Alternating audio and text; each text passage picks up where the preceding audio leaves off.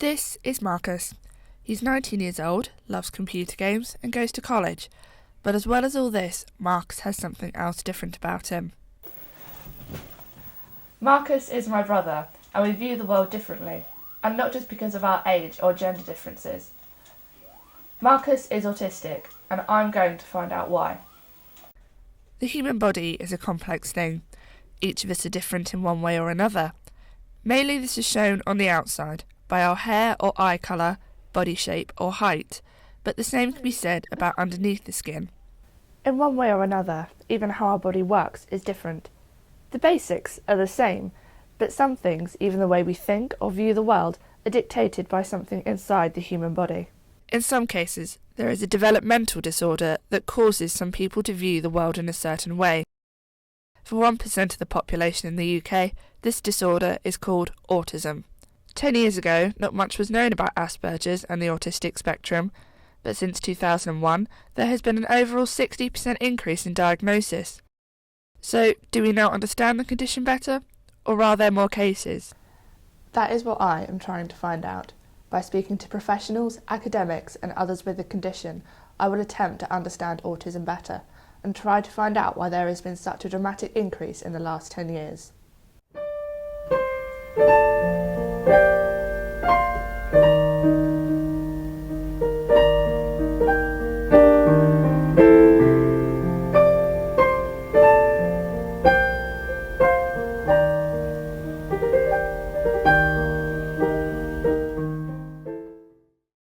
Having grown up with an autistic brother, I'd never seen a problem with the way he acted or behaved, but when we got to school, his experience was very different to mine. I did used to get picked on and bullied a lot, but I honestly really couldn't see that problem with me. But truth be told, I think I was just as bad because I used to have a really bad temper, so as a result that did get me into trouble quite a lot. So in a way, both sides are to blame, them and myself. Unlike some medical conditions, autism isn't in the public eye very much. So what is the medical definition of autism, and how is it diagnosed? Since I lived at home until I was 18, I'd only ever seen the personal side and effects of autism, but had never really known why Marcus was different. Beatriz Lopez from Portsmouth University has done a lot of studies into what causes autism and the behaviours of autistic children. So I popped along to find out exactly what made my brother the way he was. The most accepted idea is autism has a genetic cause, and that is very, very clear in that if you look at twin studies, the concordance of identical twins is something like 99%. So if a twin has autism, the other twin has autism, we suggest it has a genetic cause. Also, it kind of tends to run in families as well through the parental line, but not always. It's not always the case. Sometimes what you find is a father maybe had some features, but not autism, full blown. And the problem is when you actually look at the genes involved in autism, there's a very varied, basically many different genes have been identified as having a slight link to autism. But it's probably a combination of those things. So it's not like you are a carrier, you cannot be a carrier in a way. Sam Shuttleworth is 21. He was diagnosed with Asperger's, a high-functioning form of autism, when he was 3. Despite a lack of social skills when he was younger, Sam is now in his second year at university, studying to become a teacher.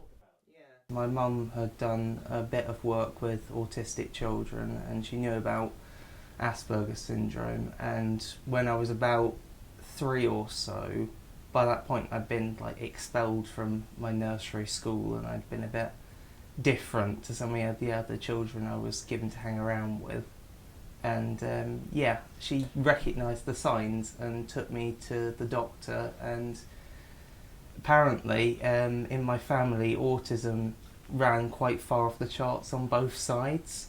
So it was kind of a miracle, really, that I was the only one of me and my sister that ended up with it. But when I was first diagnosed, they thought it was going to be very, very severe high-end autism because I'd been very disruptive as a child and I'd been very all over the place. But by the time I got to about 3 or 4ish, they downgraded that towards Asperger's syndrome.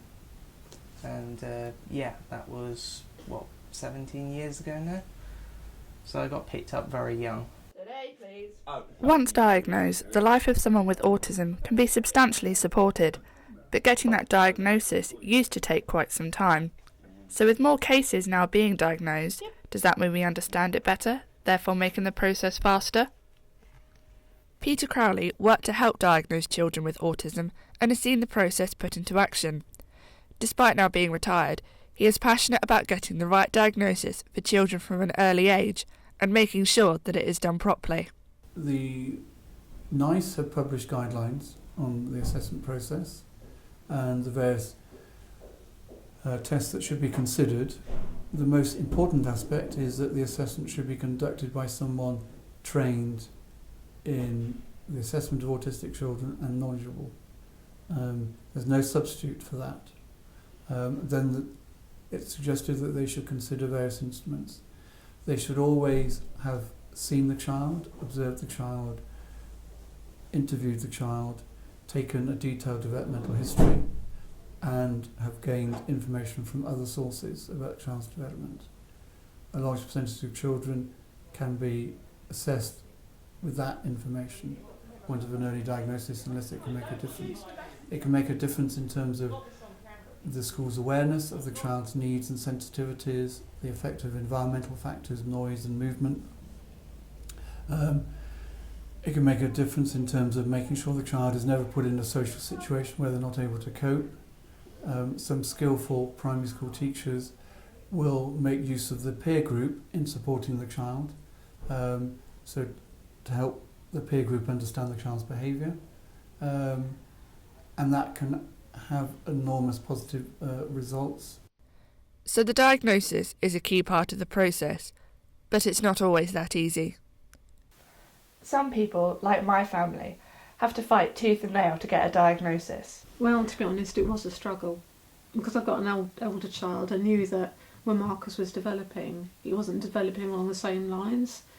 But every time I went to the doctor, it was always, oh, you're worrying too much. I know it's for a fact, it's on his notes, that it says that I'm over-anxious and I worry too much.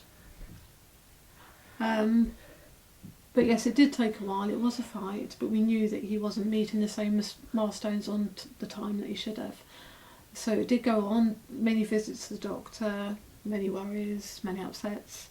He was finally diagnosed when he was 7, and they confirmed in one day what we had been saying for 7 years, that he did have a form of autism, Asperger's, and dyspraxia as well. Sam had an early diagnosis, unlike Marcus, but his social skills remained undeveloped until his late teens. Having not had the same developmental process as everybody else, Sam has felt shut out.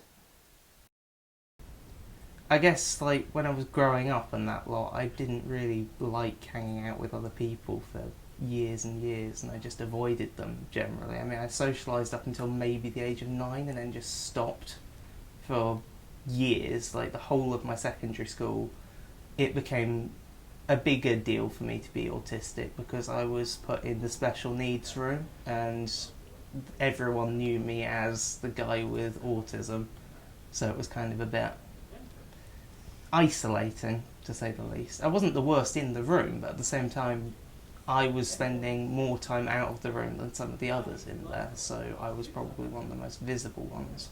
And I got a fair bit of bullying as a result of that, but to be honest, because I kept myself closed away, I didn't really end up with it as bad as I could have done. The fact that I didn't really know how to talk to other people ended up with me saying a lot of stuff wrong and doing a lot of stuff wrong, so yeah, as a result of that I did end up putting myself in harm's way just because I didn't know any better.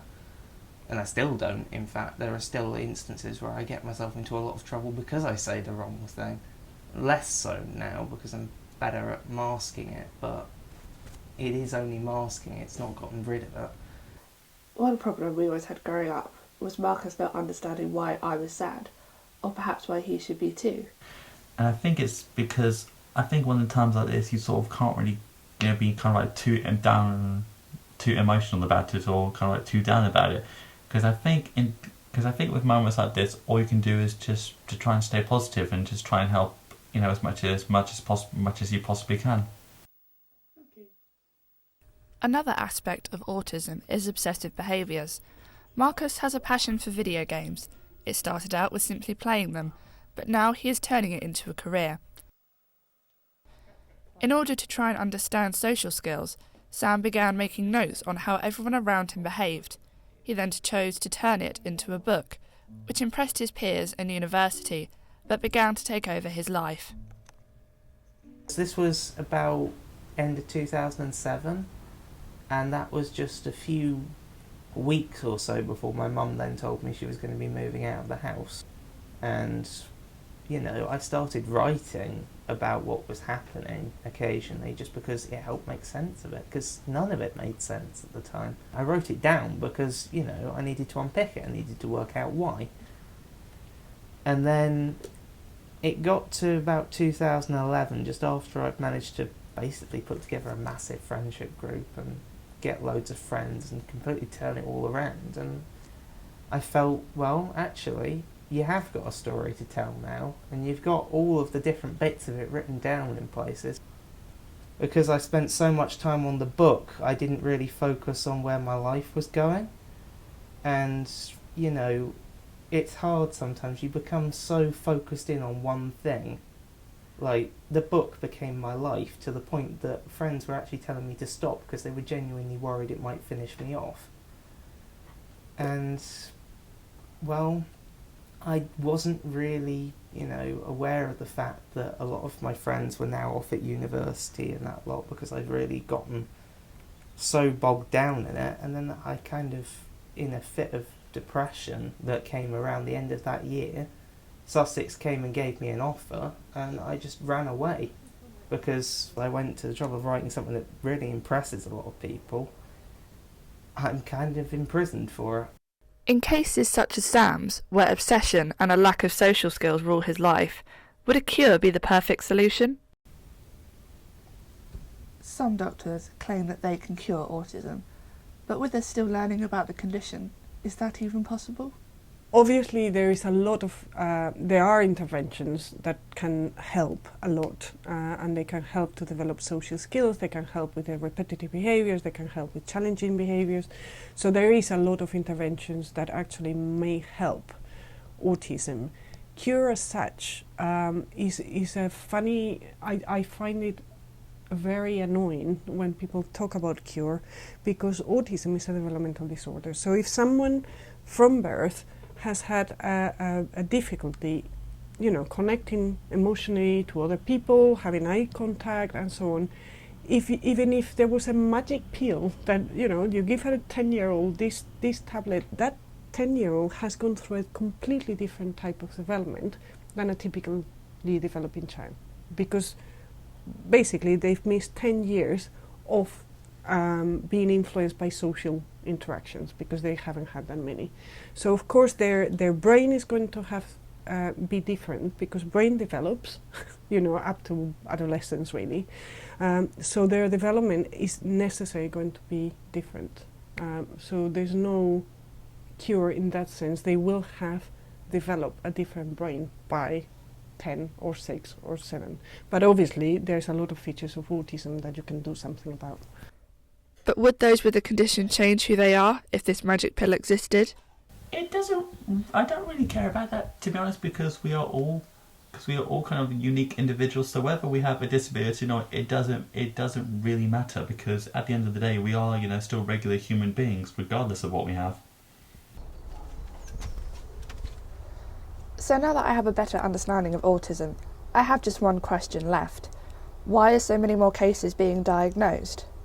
I think we're just more aware, and that we are more vigilant to that possibility. Certainly when I trained originally, autism was a very rare condition, and was characterised by being socially distant and no eye contact and no language.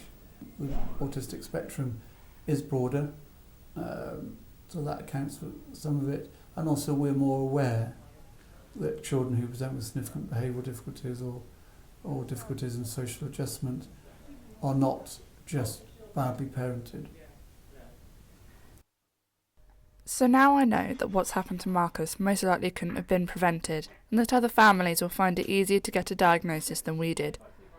While this is all comforting, it does leave me wondering what the future holds for people with autism, and if they will ever know or be able to stop it happening.